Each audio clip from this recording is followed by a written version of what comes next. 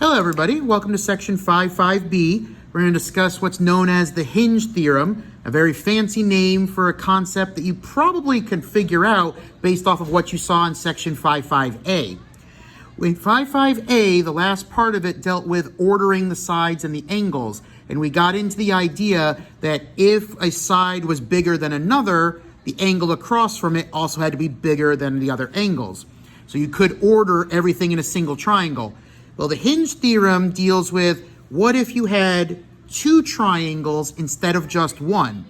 So for example, if you look at this picture, you have that AB is congruent to DE.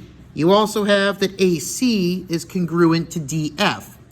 The Hinge theorem basically says the following. If BC, for example, was a larger length than EF, we know for a fact that angle A was a larger angle than angle D. The same rule that applies for single triangles applies in multiple triangles as well. The larger angles have to be across from the larger sides. The fact that it's two different triangles doesn't change that rule at all. So let's fill in the blanks to be specific. If two pairs of sides are congruent, but the third pair is not. If you look up at the picture, I have two pairs of congruent sides, but the third ones are not marked. Then the larger side is opposite the larger angle. So it's still the same basic rule. You are going to get larger sides across from larger angles and smaller sides across from smaller angles. What we use this for in problems is to determine inequality relationships between our triangles.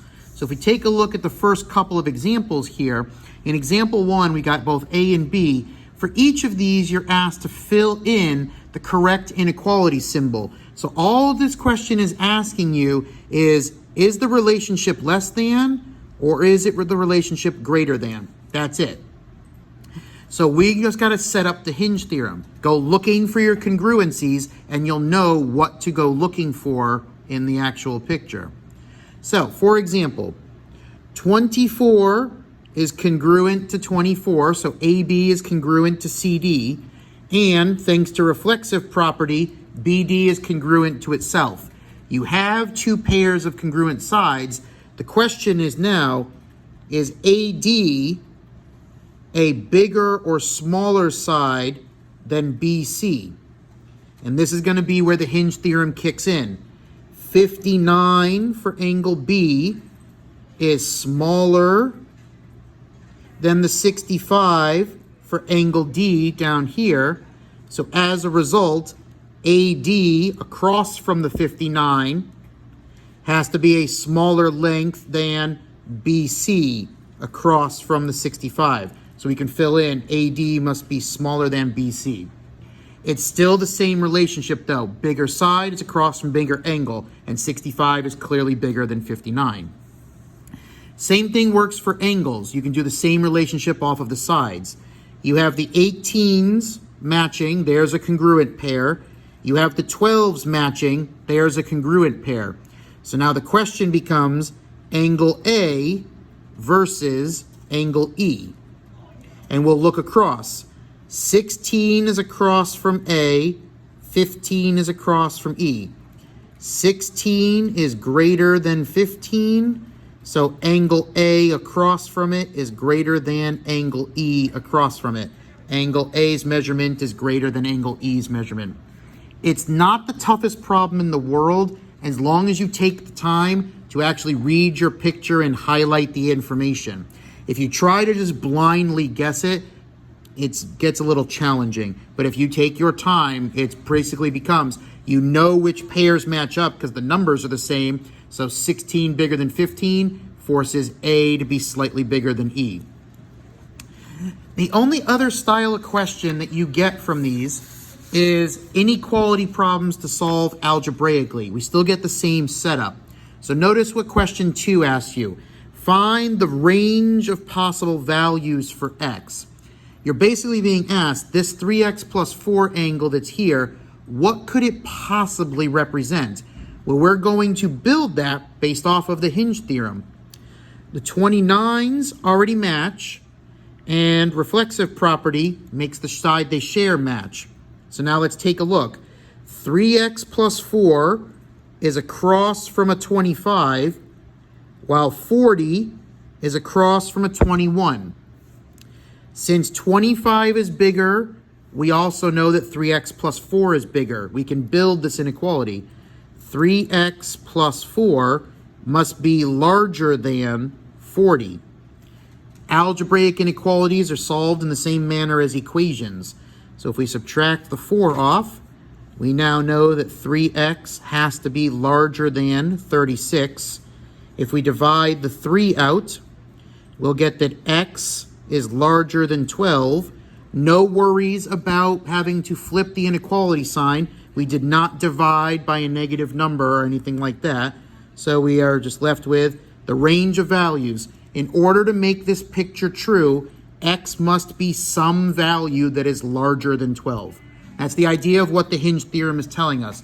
Because we have an inequality, what are the possible values we could use? In this particular example, we must use something bigger than 12. The more complex picture doesn't change the process at all. We're still going to argue the same logic. We want to find a range of possible values for x. So now we go looking at the picture. I'm going to use two different notations. We have sides that are marked with a single congruency. So we know we've got that grouping. And I'm going to put squares around the other. Sides that are marked with a 2 congruency. So we know we have groups of congruent sides. The third side, 1's a 14, 1's an 18, 1's a 21. We take them in the same order. 14's the smallest, so we know 36 is the smallest angle. 18's the middle, so we know 2x minus 4 is the middle. 21's the biggest, so we know 60 is the maximum. Look at how it's been set up. 14, 18, 21 to force 36, 2x minus 4, and 60. Once it's set up, though, this is now back to basic algebra. Since we do have 3 parts in the problem, we have a left, we have a middle, we have a right, we're going to expand on our algebra skills. Instead of just adding 4 to both sides, we are going to add 4 in all 3 locations, left, middle, and right. So that'll create that 40 is now less than 2x is now less than 64. We'll divide 2 in all 3 sections, left, middle, and right. That gives me that 20 is less than x is less than 32. So what are the possible values of x for this picture to be true? X must be some value that is between 20 and 32. That's everything on the Hinge theorem. It basically stems from the fact that you can order single triangles, so you get the same exact relationship in multiple triangles as well. Good luck on the assignment. If you have any questions, make sure to ask your teacher, and see everybody when we get into Chapter 6.